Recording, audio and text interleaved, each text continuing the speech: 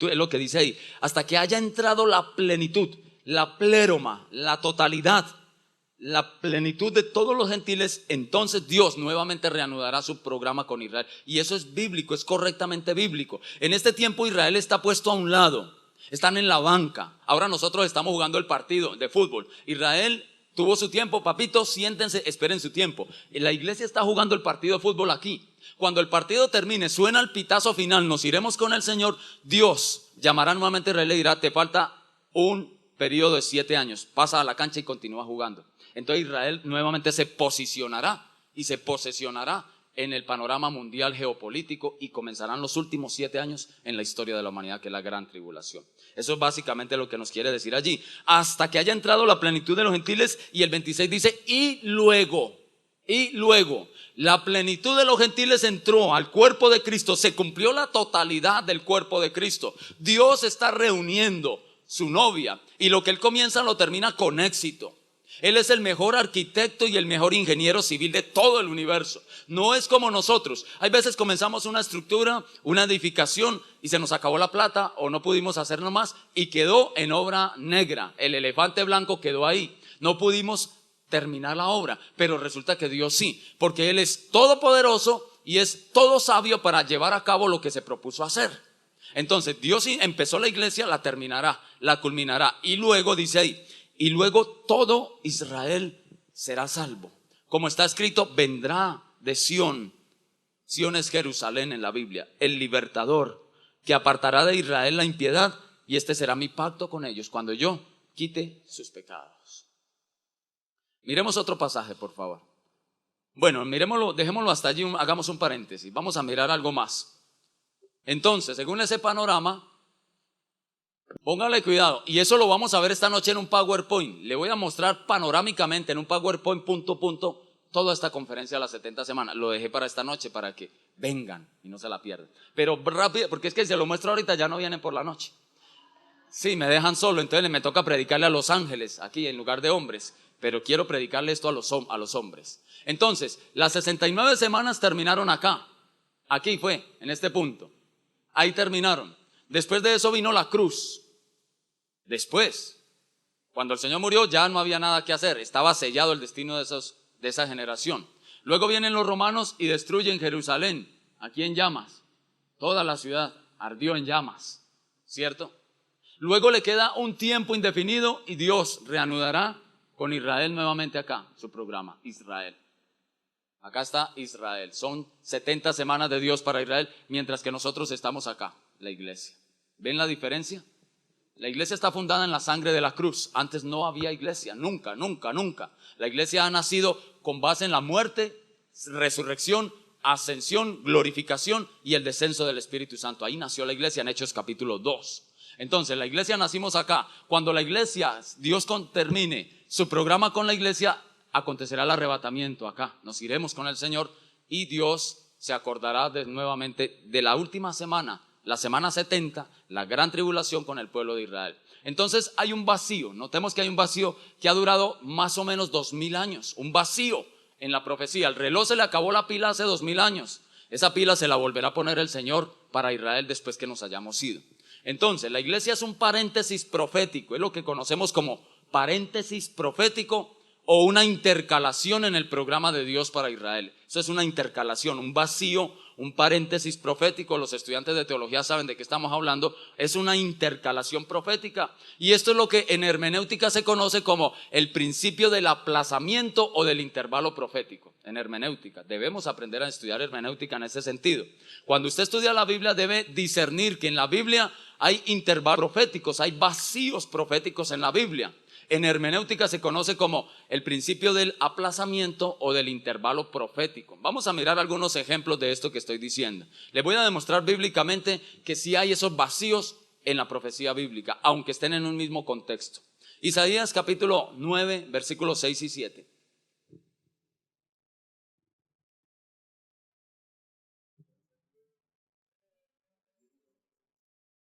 Isaías capítulo 9, por favor.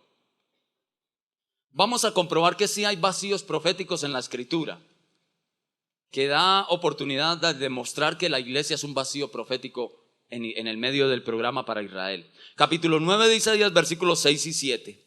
Dice el profeta mesiánico llamado Isaías: porque un niño nos es nacido, un hijo nos es dado, y el principado sobre su hombro, y se llamará su nombre admirable, consejero, Dios fuerte, Padre eterno y príncipe de paz. ¿De quién está hablando el profeta Isaías acá?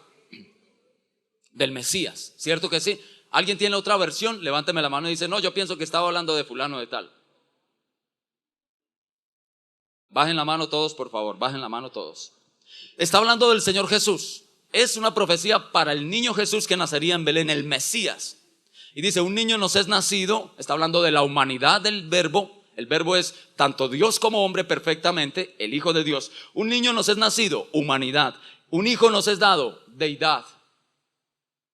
Usted no puede mirar a Jesucristo solo como hombre, no lo puede mirar solo como Dios. Él es una sola persona y es una persona teantrópica, es decir, en Él reúne tanto su naturaleza divina como su naturaleza perfecta, a las dos juntas, sin mezclarse, sin dividirse, perfectamente. Es la única persona en el universo entero que posee dos naturalezas perfectas, completas, unidas, indisolubles, sin dividirse, sin mezclarse, según el credo de Calcedonia del 451 después de Cristo, la fe ortodoxa de la iglesia. Él es la única persona. Entonces, un niño nos es nacido, está hablando de humanidad, será un hombre, y un hijo nos es dado, él vino desde el cielo. Juan capítulo 1 dice: en el principio estaba el verbo era con Dios y el verbo era Dios. Y en el versículo 14 del Evangelio de Juan dice que aquel verbo fue hecho carne y habitó entre nosotros y vimos su gloria como del unigénito del Padre. Entonces, un niño nos es nacido, humanidad, un hijo nos es dado, deidad, y el principado sobre su hombro. Y le da una serie de títulos que solamente pueden aplicarse al Mesías, al Señor Jesucristo. Pero mire qué dice el versículo siguiente, versículo 7. Lo dilatado de su imperio y la paz no tendrán límite sobre el trono de David y sobre su reino, disponiéndolo y confirmándolo en juicio y en justicia desde ahora y para siempre. El celo de Jehová de los ejércitos hará esto. Entre el versículo 6 y el versículo 7 hay un espacio de 2000 años. ¿Por qué? Porque el versículo 6 se cumplió en la primera venida de Cristo, pero el versículo 7 todavía no se ha cumplido, porque Él no ha recibido todavía el trono de David su padre, y todavía no está reinando sobre las naciones. Lo dilatado de su imperio. ¿Cuándo Él tuvo un imperio en la tierra hace 2000 años? ¿Cuándo? Cuando Él vino hace 2000 años y gobernó el imperio romano. Al contrario, el imperio romano lo sentenció, lo condenó y lo crucificó. Él se sujetó al imperio romano en 2000 años, pero nunca dominó al mundo. El versículo 7 espera el cumplimiento en la segunda venida. Hay un espacio de 2000 años entre este versículo y el otro, entre el 6 y el 7. Lo dilatado de su imperio y la paz no tendrán límite. Nunca Él ha establecido su reino de paz. La establecerá cuando regrese por segunda vez. Entonces las naciones convertirán sus espadas en rejas de arado y sus lanzas en hoces para labrar la tierra, y no se adiestrarán más para la guerra. Nación contra nación nunca más se levantarán. En la puerta de las Naciones Unidas en Nueva York, Estados Unidos, hay un aviso grandote, y está justamente el texto de Isaías 11, cuando dice: no se adiestrarán más para la guerra, sino que convertirán sus espadas en rejas de arado y sus lanzas en hoces. Ese eslogan bíblico de Isaías está escrito en la portada de la entrada de las Naciones Unidas en Nueva York. Entonces es un texto muy importante, y hay un vacío. Yo veo un vacío impresionante allí. Cuando Él regrese, entonces el versículo 7 se cumplirá. Antes no. Miremos otro pasaje. Isaías 61, 1 al 3. Isaías 61, 1 al 3. Otro ejemplo de intercalación profética o de vacío espiritual. Isaías 61 del 1 al 3. Buenas nuevas de salvación para Sión. El Espíritu de Jehová el Señor está sobre mí. Un texto muy familiar para la iglesia. Porque me ungió Jehová, me ha enviado a predicar buenas nuevas a los abatidos, a vendar a los quebrantados de corazón, a publicar libertad a los cautivos y a los presos, apertura de la cárcel. ¿Le suena familiar esas palabras? Por supuesto, nos suena familiar. Palabras que se cumplieron cuando el Señor fue bautizado, descendió el Espíritu sobre Él. En el río Jordán comienza su ministerio público, y el Señor entonces empieza a cumplir este texto. Versículo 2. A proclamar el año de la buena voluntad de Jehová y el día de venganza de nuestro Dios, a consolar a todos los enlutados, a ordenar que a los afligidos de Sión se les dé gloria en lugar de ceniza, óleo en lugar de luto, manto de alegría en lugar de espíritu angustiado, y serán llamados árboles de justicia, plantío de Jehová para la gloria suya. Esa es la profecía mesiánica. Ahora, ¿dónde encuentra usted la ruptura, el vacío en ese pasaje? ¿En qué expresión hay un vacío allí de 2000 años en ese pasaje? Vamos a comprobarlo, demostrémoslo. Lucas capítulo 4. Le voy a demostrar ese vacío que hay aquí en Isaías 61. Acompáñeme a Lucas capítulo 4. El Señor citó ese pasaje. Nuestro Señor textualmente citó ese pasaje de Isaías. Lucas capítulo 4. Leamos desde el versículo 16. Jesús en Nazaret. Vino a Nazaret donde se había criado, por eso se lo llamaba Nazareno. Su ciudad natal, o donde se crió, su infancia, su adolescencia, su juventud fue en Nazaret. Y en el día de reposo entró en la sinagoga conforme a su costumbre y se levantó a leer. Se le dio el libro del profeta Isaías. Y había abierto el libro, halló el lugar donde estaba escrito, y citó Isaías 61 de la siguiente manera: el Espíritu del Señor está sobre mí, por cuanto me ha ungido para dar buenas nuevas a los pobres. Me ha enviado a sanar a los quebrantados de corazón, a pregonar libertad a los cautivos y vista a los ciegos, a poner en libertad a los oprimidos, a predicar el año agradable del Señor. ¿Recuerdan el ministerio sanador y libertador del Señor? Sanaba a los ciegos, a los endemoniados, a los oprimidos por el diablo, los hacía libres. Levantó los paralíticos, resucitó los muertos, predicó las buenas nuevas de salvación. Todo eso se cumplió en su primera venida. Versículo 20. Cuando dice, a predicar el año agradable del Señor, hizo una pausa, cerró el libro y todos estaban atentos. ¿Y ahora qué? ¿Qué va a decir este rabino? Este maestro, enrollando el libro, lo dio al ministro y se sentó. Terminé de predicar. Yo creo que más de un judío se preguntó, ¿por qué no sigues el texto? ¿Por qué pausaste ahí justamente? Dejaste a mitad de camino el texto de Isaías. Se preguntaban y estaban todos atentos, esperando que viene. Se sentó. Y los ojos de todos en la sinagoga estaban fijos en él, atónitos, sorprendidos. Y comenzó a decirles, 21, hoy se ha cumplido esta escritura delante de vosotros. Isaías 61 dice que él ha sido enviado, entre otras cosas, a predicar el año de la buena voluntad de Jehová. ¿Cierto que lo dice Isaías 61, versículo 2? El año de la buena voluntad de Jehová el Señor. El texto de Isaías tiene una coma y luego dice, y el día, ¿qué dice Isaías? De la venganza, ¿qué más? De nuestro Dios, de Jehová. Eso dice el texto de Isaías. Pero resulta que el Señor interrumpió ese pasaje acá. Lo voy a poner con rojo como para que usted lo vea más claramente. Él hizo una pausa y hasta ahí lo dejó. Y les dijo, hoy se ha cumplido esta escritura. ¿Cuál escritura? La primera parte. El año de la buena voluntad de Jehová. ¿Por qué? Porque Él vino hace 2000 años no a juzgar al mundo, no a condenar al mundo, no a castigar al mundo, sino a salvarlo. Porque el Hijo del Hombre no vino para ser servido, sino para servir y para dar su vida en rescate por muchos. Mateo 20:28 y Marcos 10:45 lo dicen.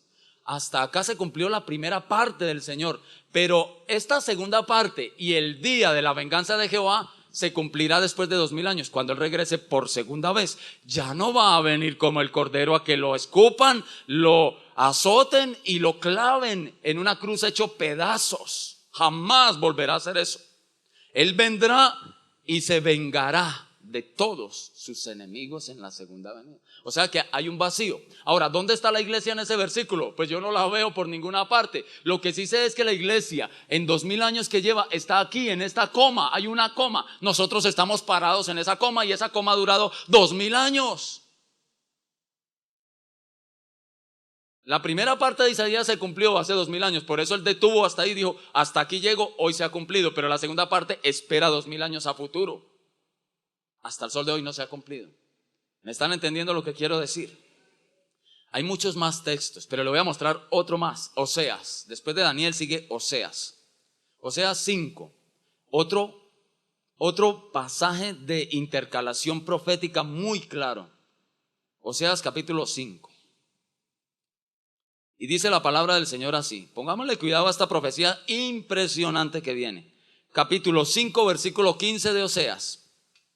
Dice: andaré, el Señor, y volveré a mi lugar. ¿Cuál es el lugar de origen del Señor?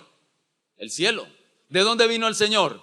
Del cielo. Volvió al cielo. ¿Cierto que sí? Eso pasó ¿hace cuánto? Hace 2000 años.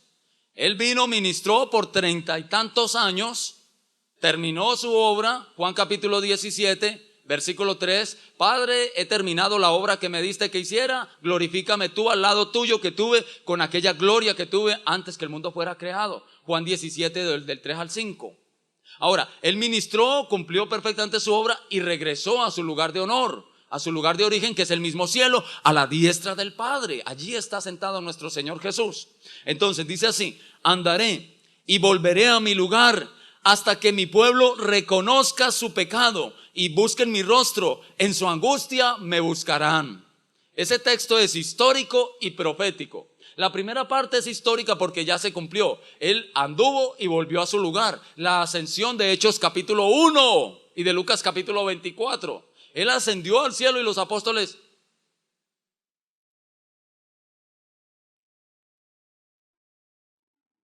se fue, volvió a su lugar. Él no podía quedarse en la tierra porque él es del cielo. El primer Adán es terrenal, el segundo Adán, que es Cristo, es celestial. Dice 1 Corintios 15. Ahora, andaré y volveré a mi lugar. Allá se fue, eso es historia. 2000 años, póngale ahí 2000 años. Hasta que reconozcan su pecado y busquen mi rostro. Todavía no se ha cumplido eso. Está hablándole a Israel, no a la iglesia. Hasta el día de hoy Israel está endurecido. Si usted le dice a un judío, Jesucristo es el Mesías de Israel, él dice, no me hables de ese hombre, no. Y maldicen a nuestro Señor. Hoy, tristemente, los judíos ortodoxos rechazan a Jesucristo el Señor. Hasta hoy. Entonces el Señor se fue a su lugar, se sentó a la diestra del Padre y está esperando que su pueblo se arrepienta. Y le está dando 2000 años. Y le manda calamidades, le manda enemigos, una cantidad de problemas. Y está esperando que su pueblo levante la mirada al cielo y retorne al Mesías. Y busquen mi rostro hasta que reconozcan su pecado. En su angustia me buscarán. ¿A qué angustia se refiere ese pasaje? A la angustia final y postrera que les espera a Israel. Cuando se levante el anticristo, déjenme decirles, Israel será purgado literalmente. La nación de Israel será tan perseguida que el mismo anticristo procurará borrarlos de la faz de la tierra porque los aborrece. ¿Y sabe por qué el anticristo aborrece tanto a los judíos? Porque él sabe que alguien de la raza de los judíos, de la tribu de Judá, le aplastó la cabeza a su papá Satanás en la cruz del Calvario. Y Satanás es el padre del anticristo espiritualmente hablando. Y el anticristo aborrece a los judíos porque él sabe que de los judíos vino la salvación al mundo entero. Juan capítulo 4 le dice el Señor a la samaritana, la salvación viene de los judíos. Por eso Satanás aborrece a los judíos más que nadie. Detrás de todo hombre, detrás de toda mujer que odia a los judíos, detrás de esa persona está el mismo Satanás inspirándolo para que persiga a los judíos, al pueblo de Dios. Hasta que reconozcan, porque en su angustia me buscarán. Cuando Israel esté siendo perseguido por el anticristo a muerte, Satanás querrá exterminarlos en la gran tribulación. ¿Por qué? Porque Satanás sabe que Cristo va a regresar la segunda vez, va a establecer sus pactos con Israel. Satanás dice, entonces voy a frustrar los pactos. Si yo extermino el pueblo de Israel, Dios no tiene con quién hacer y cumplir sus pactos. Lea Apocalipsis 12, cuando el gran dragón se fue a hacer guerra contra la mujer y quiso exterminarla. Y la Biblia dice que Dios envía un río y el río abre sus fauces y se traga. La persecución de Satanás en el gran dragón de Apocalipsis 12 contra Israel, la mujer de Apocalipsis 12. Entonces, luego sigue el capítulo 6, versículo 1. Dice así: venid y volvámonos a Jehová. ¿Quién está hablando ahí? Israel. Israel finalmente se volverá a Jehová.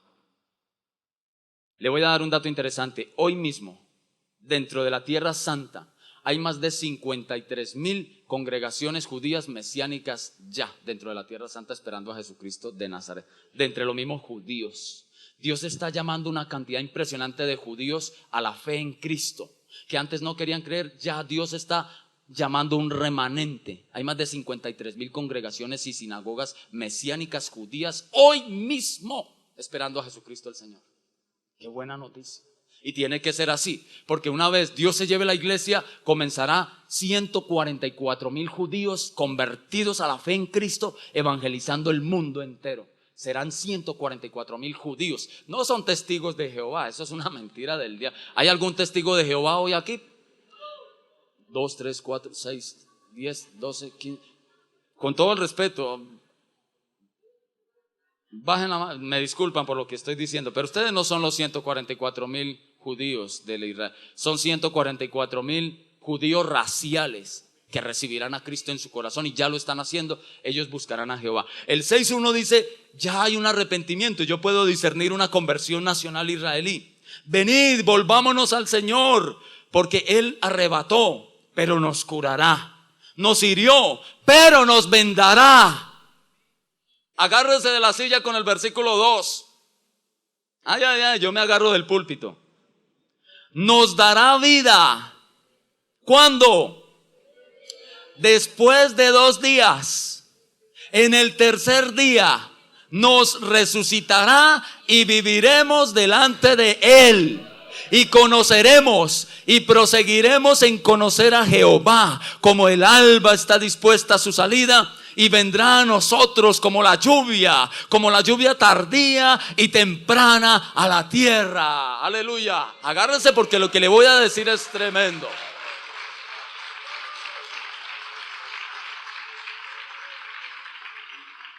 Todavía no sabe por qué le dijo que se agarre de la silla. No he dicho nada que amerite que se agarre de la silla, aunque ya aplaudió. ¿Sabe por qué le digo? Yo me agarro. ¿Sabe por qué le digo esto? ¿Cuántos años hace que Israel rechazó a su Mesías? 2000. Redondeemos cifras. 2000.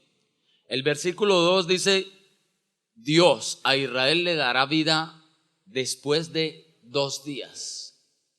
Según Primera de Pedro capítulo 3 versículo 8 y el Salmo 94 nos dice que para Dios un día es como 1000 años. ¿Qué quiere decir este texto profético? Esto es profecía. Nos dará vida después de 2 días. En otras palabras, después de 2000 años.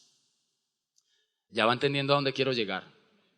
En el tercer día Dios se acordará de Israel, lo resucitará y viviremos delante de Él, dicen los judíos. ¿Qué quiere decir esto? Ya pasaron 2000 años. La restauración del pueblo de Israel está a la puerta, mis amigos. Comenzamos el tercer milenio. Llevamos 15 años del tercer milenio. Ya amaneció el tercer día y todavía la iglesia está sobre la tierra. ¿Qué quiere decir eso? Estamos viviendo horas extras en la tierra, damas y caballeros. Después de 2 días, Dios resucitará a su pueblo desobediente que lo rechazó. En cualquier momento regresará al Señor, se llevará a su novia para el cielo, y al tercer día, que ya comenzó, Israel será puesta nuevamente en la posición en que Dios la tenía. ¿Todavía quiere hacer planes a 30, 40 años usted? ¿Todavía tiene por tardanza? No, eso por allá, ¿qué cuento?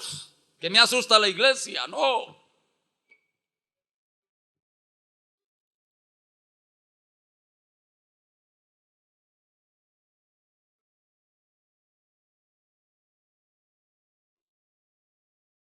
Yo no sé si acá hice un diagrama muy sencillo, profético. Yo tengo amigos judíos en Bogotá, pastores mesiánicos convertidos a la fe, pero son estudiosos de la Biblia. Yo no sé si en alguna ocasión que estuve acá, he estado en muchas iglesias, no sé si aquí compartí algo como esto. Según Mateo capítulo 24 nos habla de una higuera. De la higuera aprendan la parábola, dijo el Señor Mateo 24. Cuando su rama brota y sus hojas están tiernas, sepan que el verano está cerca. Asimismo, cuando ustedes vean que todas las cosas ya estén aconteciendo, sepan que mi venida está a la puerta. Israel es la higuera. 1948 renació, resucitó de las cenizas. Ezequiel 37, el valle de los huesos secos, otra vez los huesos empezaron a levantarse. El Espíritu de Jehová sopló sobre esos huesos, sopló sobre Israel en la Segunda Guerra Mundial e Israel renació. Más, el Señor en Mateo 24 dice, les aseguro, en el griego de cierto os digo, en el griego se lee amén, amén lego. Cuando usted dice amén, quiere decir seguro que sí. Y cuando usted dice amén, amén, quiere decir, uy hermano, eso es segurísimo. Palabra que sí. Es como otros cristianos que dicen, vea, pachuchito que sí. Eso pasa en otras ciudades, menos acá. Eso no hay nada que hacer. Y el Señor dijo, de cierto os digo. En otras palabras, les juro que así será. Que no pasará esto.